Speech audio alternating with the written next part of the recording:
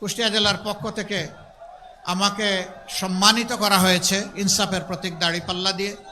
দোয়া করবেন আমার পুরাটা জীবন ভরে আমি যেন ইনসাফের উপর নিজে থাকতে পারি এবং আমি যেন দেশের খেদমতটাও সেইভাবে ইনসাফের উপর দাঁড়িয়ে করতে পারি। আমরা 1 নম্বর আসন, এটা কোন এলাকা নিয়ে জানি? দৌলতপুর। এবং দৌলতপুরের সাথে আর কোনোটা নাই? একটাই। আলহামদুলিল্লাহ। এখানে বিশিষ্ট আলেমের দিন অধ্যক্ষ মৌলানা বেলাল উদ্দিন, ওনার হাতে আমরা ইনসাফের প্রতীক দাড়িপাল্লা তুলে দিলাম। ধরেন, শক্ত করে ধরেন, উঁচু করে ধরেন। আমরা ইনশাআল্লাহ ন্যায় বিচারকে সমাজে প্রতিষ্ঠিত করব। ইনশাআল্লাহ বিচার সকলের জন্য সমান হবে। যা প্রেসিডেন্টের জন্য হবে তা একজন শ্রমিক বন্ধুর জন্য হবে, রাস্তার একজন ভিক্ষুক ভাই কিংবা বোনের জন্য সে একই বিচার হবে ইনশাআল্লাহ। আপনারা দাড়িপাল্লার সাথে থাকবেন তো? ঘরে ঘরে আওয়াজ এবং সালাম পৌঁছে দেবেন তো? ভাই বোনদেরকে সাথে নিয়ে 12 তারিখ কেন্দ্রে যাবেন তো? বিজয় নিশ্চিত করে তারপরে ঘরে ফিরবেন এবং শান্তিতে ঘুমাবেন, তাই না? না, ঘুমানো যাবে না। ঘরে ফেরার পথে ভালো করে উজু করে 2 রাকাত নামাজ, 4টা সেজদা, চোখের পানি দিয়ে বলবেন, আল্লাহ রাব্বুল আলামিন তোমার শুকরিয়া আদায় করি, হামদান কাসীরান তাইয়িবান মুবারাকান ফিহি।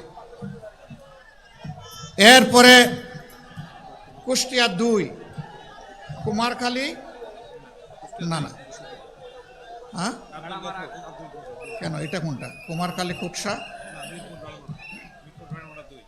আচ্ছা। মিরপুর ভেড়ামারা হচ্ছে 2। জনাব আব্দুল গফুর সাহেব, তাকে আপনারা সবাই চিনেন, সাবেক উপজেলা চেয়ারম্যান, এবং তিনি হচ্ছেন এখন আমাদের ভাই অধ্যাপক আবুল হাশিমের যে জোয়ালটা দায়িত্বের বোঝাটা ঘাড়ে ছিল, এখন তার ঘাড়ে। আপনারা দোয়া করবেন তার জন্য এবং ইনশাআল্লাহ বিজয় ছিনিয়ে আনবেন ইনশাআল্লাহ। তারপরে কুষ্টিয়া 3, এটা কুষ্টিয়া সদর, যাকে নিয়ে মাঝে মাঝে সারা জাতি খুব হইচই করে। ধরো সারছো কেন? যারকে নিয়ে খুব হইচই করে, তাই না?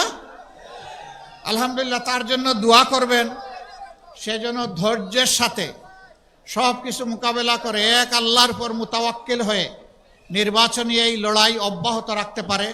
মহান প্রভুর দরবারে দোয়া করি আপনাদের এই প্রিয় মানুষ বিশিষ্ট মুফাসসিরে কোরআন মুফতি আমির হামজাকে আল্লাহ যেন সম্মানিত করেন, বিজয়ী করে জাতীয় সংসদে গিয়ে দিনের পক্ষে উচ্চ কণ্ঠে আল্লাহ যেন কথা বলার তৌফিক দান করেন।